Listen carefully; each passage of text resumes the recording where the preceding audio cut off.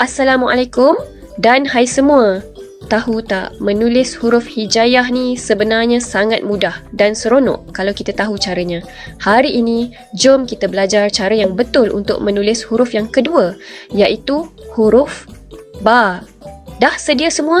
Jom kita mula. Caranya, kita letakkan pen di sebelah kanan.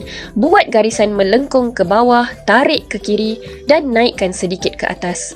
Seterusnya, jangan lupa letakkan satu titik tepat di bawahnya. Nampak tak? Dah siap satu huruf ba yang cantik macam perahu. Jom kita cuba sekali lagi untuk bagi lagi mantap. Ingat ya kawan-kawan, kita mesti mula dari sebelah kanan, pusing ke kiri dan letak satu titik di bawah. Tarik perlahan-lahan dan siap. Mudah sangat kan huruf ba ni. Jadi, jangan lupa ambil kertas dan pensel untuk praktis banyak-banyak di rumah tau. Kalau korang rasa video ni bermanfaat, jangan lupa tekan butang like, share dan subscribe channel Pai TV. Jumpa lagi. Assalamualaikum. Hai semua, sokong channel kami dengan tekan butang like, share dan subscribe. Jumpa lagi. Assalamualaikum.